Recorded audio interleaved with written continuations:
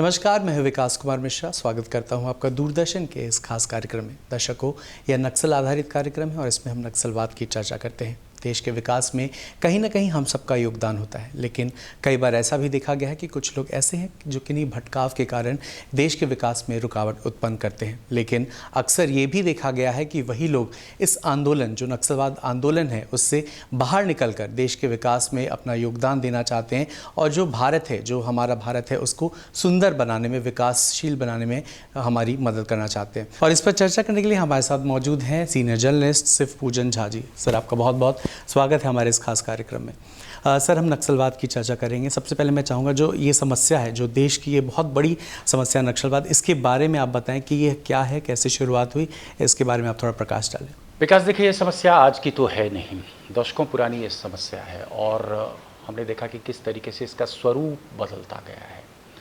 हम कहते हैं नक्सल कॉरिडोर। नक्सल कॉरिडोर में आज भी नक्सली बेहद प्रभावशाली हैं। अब देखिए विडंबना की, जिस नक्सलबारी से पश्चिम बंगाल का एक क्षेत्र सिलीगुड़ी के पास 1967 में चारू मजुमदार और उनके 2-3 और सहयोगी थे, उन्होंने शुरुआत की। एक तरीके से हम कह सकते हैं कि गुरिल्ला वॉरफेयर के तहत नक्सलवाद की शुरुआत, उसकी नींव रखी गई 1967 में, और तब से लेकर के नक्सलवाद लगातार अपने पांव पसार रहा है। विडंबना देखिए कि उसी नक्सलबारी में चुनाव के दौरान हम देखते हैं कि 85 से 90% वोटिंग परसेंटेज होता है चुनाव में। यानी कि वहाँ का आम नागरिक जो है वो कहीं ना कहीं आपके डेमोक्रेटिक प्रोसेस में अपनी विश्वास रखता है और इसी वजह से बड़ी तादाद में आकर के वो अपना मताधिकार का इस्तेमाल करता है। लेकिन धीरे धीरे नक्सलवाद ने लगभग भारत के 5 से 6 राज्यों में पूरी तरह से अपने पांव पसार लिए। एक कॉरिडोर बना जो नेपाल के हिस्से से शुरू होता है, आंध्र प्रदेश में इसने पांव पसारा, तेलंगाना जो नया बना है, तेलंगाना में पांव पसारा, महाराष्ट्र का कुछ हिस्सा प्रभावित है, झारखंड पूरी तरह से प्रभावित है, छत्तीसगढ़ का बहुत बड़ा हिस्सा प्रभावित है इसमें से, और कुछ हिस्सा बिहार का भी इसमें प्रभावित है, कुछ उत्तर प्रदेश का प्रभावित है, झारखंड पूरी तरह से इससे प्रभावित है, उड़ीसा का कुछ हिस्सा प्रभावित है। और आज की तारीख में बताते हैं कि नक्सलिज्म एक इतना बड़ा व्यापार के रूप में उभरा है, इतना बड़ा व्यापार के रूप में उभरा है कि इससे निजात पाने के लिए सरकार को एक मल्टी डायमेंशनल अप्रोच फॉलो करना ही पड़ेगा। तो 1967 से जो चीज़ शुरू हुई वो अभी तक खत्म नहीं हुआ, और तभी शायद 1990 में जब लिबरलाइजेशन का दौर हुआ भारत में, उसके बाद हम देखते हैं कि एक नक्सलवाद में ज़बरदस्त तरीके से इजाफा हुआ है। फिर पीपल्स वॉर ग्रुप जो और दूसरे संगठन थे वो 2004 में एक साथ आए, थोड़ी उन्हें मजबूती मिली। हमारे पास ऐसे साक्ष्य मौजूद हैं जिसमें पता चलता है कि ISI ने भी इनको ट्रेन किया। बांग्लादेश में कई ऐसे टेरर कैंप्स हुए जिसमें कि इनकी ट्रेनिंग हुई। LTTE के तरफ से भी इनको आर्म्स और एम्यूनिशन की ट्रेनिंग मिली। चाइना के तरफ से कई दफ़े हथियार मिले। ऐसे साक्ष्य मौजूद हैं, ऐसे प्रमाण मौजूद हैं, और इसी के बाद लगातार ये अपने पांव पसारता रहा। 3 मुद्दों पर शुरुआत एक तरीके से हुई थी: जड़, जंगल और ज़मीन। अब आप देखिए, जब विकास आप शुरू करते हैं तो दूर दराज के इलाकों में कहीं पर माइनिंग ऑपरेशन होता है। माइनिंग ऑपरेशन में कंपनियां आती हैं, माइन से, खदान से वो अपना ओर निकालती हैं, वो लेके चली जाती हैं। वहाँ के जो स्थानीय लोग हैं कहीं ना कहीं लेफ्ट आउट होते हैं। स्थानीय लोगों का इन्वॉल्वमेंट उस पूरे प्रोसेस में बहुत कम हो सकता है। आप इसको इस तरीके से समझिए, हेहेगढ़ा या कुमंडी, घोर नक्सल प्रभावित क्षेत्र लातेहार में जो ट्राइबल पॉपुलेशन है, वो ट्राइबल पॉपुलेशन को उस तरीके की जानकारी नहीं है कि वो माइनिंग ऑपरेशंस में किसी तरीके से अपना योगदान दे सके। लोडिंग अनलोडिंग में ज़्यादा से ज़्यादा उनकी मदद ली जा सकती है। तो विकास की मुख्य धारा से कहीं ना कहीं ये लोग लेफ्ट आउट होते हैं। अब वो परंपरागत तरीके से अपनी खेती करते आए हैं, वो जंगलों से अपना तमाम वो चीज़ें जो है इकट्ठा करके, तेंदू का पत्ता हो, महुआ हो, ये तमाम चीज़ें इकट्ठा करके जीवन यापन करते आ रहे हैं। और एकाएक उनके इलाके में ढेर गाड़ियाँ मूव करनी शुरू होती हैं, आयरन ओर निकाला जा रहा है, मैग्नीशियम निकाला जा रहा है, बाकी और चीज़ें निकाली जा रही हैं, और उसका बहुत बड़े पैमाने पर व्यापार हो रहा है। तो ये वो ऐसे लोग हैं जो लेफ्ट आउट हैं। ये लेफ्ट आउट ही कहीं ना कहीं आइज़ एंड ईयर्स बनते हैं, और आइज़ एंड ईयर्स पे जो है नक्सलियों का बहुत बड़ा फोकस होता है। सर, विचारधारा की बात की जाए तो नक्सली की विचारधारा क्या होती है? जो आंदोलनकारी हैं वो उनका विचार क्या होता है? क्या किस मकसद से, क्या मकसद है उनका ऐसे जो आंदोलन में वो सम्मिलित होते हैं? एक मकसद हो तो मैं बता पाऊँ। आप देखिए कि रशियन रिवॉल्यूशन के बाद से लेकर के अब तक विचारधारा में कितना परिवर्तन आया। 1967 में जब 9 ऐसे लिखा था चारू मजुमदार साहब ने, एक तरीके से वो आइडियोलॉजी बखान की गई थी कि आइडियोलॉजी क्या है, क्यों हथियार उठाना मजबूरी एक तरीके से बन गया है, क्यों गुरिल्ला वारफेयर उनके लिए मजबूरी है। अब 1967 से लेकर के अब तक विचारधारा में कितना परिवर्तन आया। एक विचारधारा ये भी थी कि हम रशियन आइडियोलॉजी को माने या हम चाइनीज़ आइडियोलॉजी को माने। फिर भारत और चीन का युद्ध होता है तो हम किसके साथ खड़े रहें, भारत के साथ खड़े रहें या हम चीन के साथ खड़े रहें। अब वहाँ पर भी विचारधारा में दो तरीके का स्प्लिट होता है। तो विचारधारा निरंतर बदलती रही है, लेकिन एक मूल विचारधारा जो शुरुआती दौर से रही है वो ये है, जो आपका विकास के मुख्य धारा से जो लोग वो अलग रह गए हैं, उनको किसी न किसी तरीके से उनको मदद पहुंचाना। तभी मैंने पहले कहा कि कोर आइडियोलॉजी में जड़, जंगल और ज़मीन, ये 3 बातें रही हैं। लेकिन अब इस विचारधारा में भी समय के साथ बहुत परिवर्तन आया। अगर मैं ये कहूँ कि आज की विचारधारा के तहत नक्सली ओपियम कल्टीवेशन को भी प्रोत्साहित करते हैं। अब आप देखेंगे झारखंड के कई इलाकों में, खास करके जंगली इलाकों में, जो सैटेलाइट इमेजेस प्राप्त होते हैं हमारी सुरक्षा जांच एजेंसियों को, सैटेलाइट इमेजेस में साफ पता लगता है कि बहुत बड़े स्ट्रेच में ओपीएम का कल्टीवेशन होता है। आपको पता है कि इस ओपीएम की अंतर्राष्ट्रीय डिमांड क्या है और इसकी कीमत क्या हो सकती है। अभी कुछ दिनों पहले ही 700 मिलियन रुपीस वर्थ ओपीएम यानी कि नारकोटिक्स वो बरामद हुआ। बहुत ज़्यादा पैसा है और इसी ओपीएम को अंतर्राष्ट्रीय बाजार में पहुंचाने की जिम्मेदारी आईएसआई लेता है। ऐसे भी प्रमाण मौजूद हैं कि इसके नक्सली के कई ऐसे ऑफशूट हैं, कई ऐसे गुट हैं जिनके डायरेक्ट लिंक हैं आईएसआई के साथ, डी कंपनी के साथ। डी कंपनी के कई ऐसे लोग थे जिन्होंने प्रोक्योरमेंट में बहुत ज़बरदस्त तरीके से मदद की। जो पोरस कहीं कहीं पर इंडो बांग्लादेश बॉर्डर है उसके रास्ते से ओपीएम वहाँ पहुँचाया गया। अब उस आइडियोलॉजी को क्या कहेंगे आप, या उस आइडियोलॉजी को क्या कहेंगे आप जबकि हेहेगढ़ा कुमंडी के क्षेत्र में जो रेल ट्रैक है, जिससे कि अधिकांश तौर पर हमारा कोल या दूसरे खनिज पदार्थ वो ले जाया जाता है, वहाँ ट्रैक पे ब्लास्ट होता है, उसमें पैसेंजर ट्रेन भी आती है और एक 6 महीने का बच्चा मर जाता है। उस आइडियोलॉजी को आप क्या कहेंगे? तो आइडियोलॉजी में लगातार परिवर्तन होता रहा है ज़बरदस्त तरीके से। एक आइडियोलॉजी ये है कि मुख्य धारा से अलग हम गवर्नमेंट के खिलाफ हम युद्ध लड़ रहे हैं। अब आपने सरकार की बात की, मैं चाहूँगा कि आप बताएं कि उनकी जो विचारधारा डिस्कस किया हमने, आइडियोलॉजी क्या है वो उनकी चर्चा की हमने, आखिर उनकी सरकार से अपेक्षा क्या है? क्या उम्मीदें हैं उनकी सरकार से? लगातार जो ये आंदोलन है दिन प्रतिदिन बढ़ता जा रहा था, जिसमें अब कहीं ना कहीं कमी आई है, तो आखिर उनकी सरकार से अपेक्षा क्या है? बिकॉज मैंने आपको पहले ही कहा था कि नक्सलिज्म का सपोर्ट बेस आखिर क्या है। हम बात कर रहे हैं, अगर बिहार की हम बात कर रहे हैं, आंध्र प्रदेश के एक बड़े हिस्से की, छत्तीसगढ़ की, उड़ीसा की, पूरे झारखंड की, इन इलाकों में सपोर्ट बेस आम आदमी से है। कहीं ना कहीं जो आम आदमी है, हम ट्राइबल पॉपुलेशन की बात कर लें या फिर जो नक्सल प्रभावित क्षेत्र है वहाँ पर और दूसरे लोग रहने वाले हैं, उनको कहीं ना कहीं नक्सली एक प्रोटेक्शन देते हैं। ये वो लोग हैं जो विकास की मुख्य धारा से अलग रह गए हैं। विकास की मुख्य धारा में हम इनको नहीं ला पाए। कई इलाकों में तो हमने ये भी देखा, और जब मैं दौरा कर रहा था, खास करके जो अबू जुमाड़ का क्षेत्र कहलाता है, अबू जुमाड़ का क्षेत्र दरअसल आंध्र प्रदेश, उड़ीसा और छत्तीसगढ़, ये 3 राज्यों के बीच में है। और ये वो क्षेत्र है तकरीबन 5000 स्क्वायर किलोमीटर का, जहाँ पर कि शायद अब तक सेंसस नहीं हो पाया है। हमने देखा है कि सुकमा से जब आप निकलते हैं तकरीबन 27-28 किलोमीटर की दूरी पर दोरनापाल है, ठीक आंध्र प्रदेश बॉर्डर के पहले, उड़ीसा बॉर्डर के पहले। दोरनापाल से एक रास्ता अंदर चिंतल गुफा की ओर जाता है। कई बार कोशिश हुई कि उस सड़क को बना दें ताकि जो अंदर पॉपुलेशन है उनको मुख्य धारा से जोड़ा जा सके। हमने देखा उस सड़क को कभी बनने नहीं दिया गया। हमने ये देखा, और आंखों देखी बात मैं आपको बता रहा हूँ, कि उस इलाके में जब भी कोई कोशिश हुई कि कम से कम बिजली गांव तक पहुंचा दिया जाए, तो पोल में प्लास्टिक मटेरियल लगा करके पोल्स को उड़ा दिया गया है।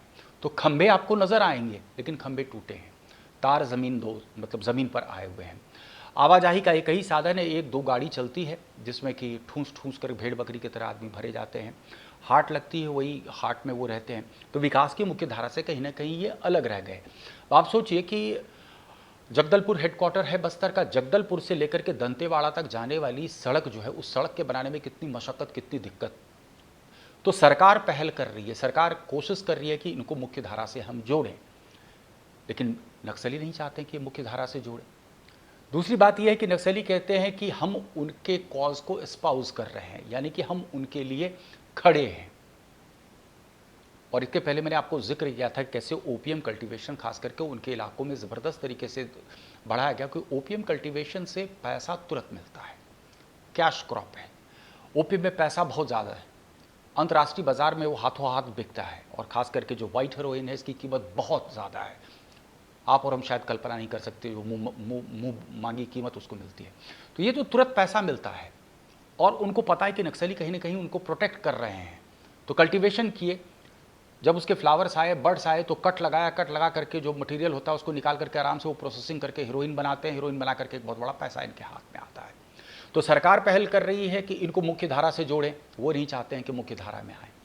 अब दूसरी यह बात यह है कि विकास के कोई भी प्रोग्राम को, प्रोजेक्ट को लेकर के आप इन इलाकों में जाते हैं, तो आखिर सड़क अगर बनाने का काम है या कोई स्कूल भवन बनाने का काम है, आप याद कीजिए कि बिहार के जो नक्सल प्रभावित क्षेत्र हैं या झारखंड के जो नक्सल प्रभावित क्षेत्र हैं, इन इलाकों में कितनी स्कूल बिल्डिंगें उड़ाई जाती हैं। क्या किसी ने जाकर के उन स्कूल बिल्डिंग्स के गुणवत्ता की जांच की कि स्कूल बिल्डिंग आखिर किस तरीके का बना?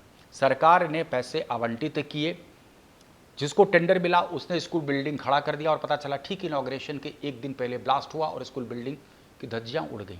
अब उसकी गुणवत्ता की परख, गुणवत्ता को आप कैसे जांचेंगे? वो संभव नहीं है। तो सरकार की पहल होती है, सरकार कोशिश करती है, लेकिन विकास की वो रफ्तार जो होनी चाहिए उन इलाकों में, वहाँ पर उस तरीके से विकास की रफ्तार नहीं पहुँच पाई। और मेरा मानना है कि खास करके बिहार में नीतीश जी की सरकार के दौरान ये पहल बहुत ज़्यादा हुई, और शायद यही कारण है कि आज बिहार में नक्सलवाद बहुत हद तक नियंत्रित है। कई बार सर ऐसा भी देखा गया है कि जो इस आंदोलन में सम्मिलित होते हैं वो मुख्य धारा में वापस आना चाहते हैं और सुंदर भारत बनाने में अपना योगदान देना चाहते हैं। तो सरकार के द्वारा उन लोगों को किस तरह की मदद प्रदान की जाती है, मैं चाहूँगा उसके बारे में आप हमारे दर्शकों को बताएं। देखिए विकास, मैं नाम तो भूल गया हूँ, लेकिन सरकार की तरफ से पहल बहुत ज़बरदस्त होती है। और मैं आपको बताऊं कि कोई भी एक अच्छा अधिकारी किसी इलाके में अगर जाता है तो ये पहल रंग भी लाती है। अभी से कुछ वक्त पहले मैंने एक स्टोरी की थी कि हार्डकोर नक्सल कमांडर था खूंटी के इलाके का। आप जानते हैं कि खूंटी बहुत मतलब नक्सल प्रभावित क्षेत्र है। ये वो इलाका है जहाँ फ्रांसिस इंदवार जो इंस्पेक्टर होते थे, बहुत ब्रूटली उनकी हत्या की गई थी नक्सलियों के द्वारा। कुंदन पाहन का गिरोह इस इलाके में बहुत ज़बरदस्त तरीके से सक्रिय था, और कहा जाता था कि कुंदन पाहन का जो गिरोह है वो बेहद ब्रूटल है। अब उसी इलाके से एक मैं डेजिग्नेशन भी भूल रहा हूँ, या तो सब जोनल कमांडर रैंक का ये नक्सली था, ये मुख्य धारा में आता है। अब इसके मुख्य धारा में आने के बाद जो सरकार की तरफ से मदद मुहैया कराई जा सकती थी वो मदद इसको मिली। वहाँ करके खास करके जो एसपी हैं, एसपी की तरफ से एक ज़बरदस्त पहल हुई। अब आज आप सोचिए कि उस नक्सली ने दर्जी का काम सीखा, और तमाम पुलिस वाले उस नक्सली से अपना ड्रेस बनवाते हैं, यूनिफॉर्म बनवाते हैं। ऐसी बहुत सारी कहानियां हैं, मुख्य धारा में जुड़ने की बहुत सारी कहानियां हैं। या यहाँ पर मैं ख़ास तौर से मुंगेर के कजरा इलाके के एक महिला की कहानी बताना चाहता हूँ। जैसे किसान चाची का हम लगातार जिक्र करते हैं, मुजफ्फरपुर की है, उसने पूरे इलाके में जो स्थिति थी उसको किस तरीके से बदल दिया। उसी तरीके से एक महिला है, आपका इस इलाके में जया देवी नाम है, मुंगेर से सटा हुआ जो कजरा का बेल्ट है उसमें आप जानते हैं कि उस इलाके में कई बार हमारी सिक्योरिटी फोर्सेस के साथ मुठभेड़ में नक्सलियों और सिक्योरिटी फोर्सेस के मुठभेड़ में बहुत सारे सिक्योरिटी फोर्सेस के जवान मारे गए। वहाँ पर एक अकेली महिला नक्सलवाद के खिलाफ उसने जंग छेड़ रखा है। ये वो इलाका है जिस इलाके का मैंने बहुत दुर्गम, और कई बार मैंने जो है दौरा किया है, कई बार इस इलाके से मैंने स्टोरीज़ की हैं। अब यहाँ पर मुख्य धारा से अलग ये जो लोग हैं, इनको नहीं पता कि आगे करना क्या है, तो नक्सली एक तरीके से रिक्रूटमेंट ड्राइव करते हैं और यहीं से इनको जो अपना स्ट्रेंथ है वो मिलता है, काडर यहीं से मिलता है। सिर्फ मुंगेर की बात मैं नहीं कर रहा हूँ, ये केस इन रिप्रेजेंटेशन ये कई इलाकों में है। बाकायदा एक फॉर्म होता है, फॉर्म को आप भरते हैं, उसके बाद फिर ट्रेनिंग प्रोग्राम होता है और एक स्टाइपेंड भी आपको दिया जाता है। ये बहुत सारे इलाके में हमने देखा। लेकिन जया देवी, इस एक महिला ने अपने इलाके से नक्सलियों के पांव उखाड़ दिए। चार पांच बार इस पर कई अटैक भी हुए, लेकिन जो युवा हैं उनको मुख्य धारा से जोड़ने में अहम भूमिका निभाई जया देवी ने। आप सोचिए, इस इलाके में बारिश होती है, पहाड़ियाँ हैं, बारिश का पानी निकल जाता था, सारा पानी निकल गया। उसके बाद स्थिति ऐसी होती थी कि इनके लिए पीने के पानी की समस्या उत्पन्न होती थी, सिंचाई की समस्या उत्पन्न होती थी। इन्होंने कुछ नहीं किया, छोटे छोटे चेक डैम्स बनाने शुरू किए। अब जब आपका फसल हुआ सारा, आपने क्या किया कि सारे फसल को आपने बेच दिया। इसने कहा कि नहीं, हम लोग एक ग्रेन बैंक बना लेते हैं। जया देवी ने शुरुआत की और अब तो सैकड़ों महिलाएं उसमें जुड़ गई। महिलाएं जब अब घर की जो है वो मुख्य धारा से जुड़ गई हैं, वो कहीं ना कहीं आत्मनिर्भर हो रही हैं, आर्थिक समृद्धि आ रही है, तो उनके बच्चे फिर नक्सलवाद की तरफ नहीं जा सकते। और ऐसी ही छोटी छोटी पहल बहुत सारे इलाके में होनी शुरू हो गई है। तो मैंने आपको जैसे जिक्र किया खूंटी के इलाके में, तो मुख्य धारा में वो आया। तो जहाँ पर भी जिस तरीके से नक्सलियों का सरेंडर हो रहा है, सलवा जुडुम का आपने नाम सुना होगा। सलवा जुडुम में एक सही तरीके से अगर उनके रिहैबिलिटेशन की बात होती तो शायद सलवा जुडुम इतना बदनाम ना होता। सुप्रीम कोर्ट ने भी उस पर संज्ञान लिया था सलवा जुडुम में, और सलवा जुडुम का काफ़ी ज़्यादा योगदान था छत्तीसगढ़ में जो हार्डकोर नक्सली हैं उनके गिरफ्तारी को लेकर के। तो जब भी नक्सल सरेंडर करे, उनके पुनर्वास की एक अच्छी योजना होनी चाहिए और यहाँ पर अच्छे अधिकारी बहुत कारगर भूमिका निभाते हैं।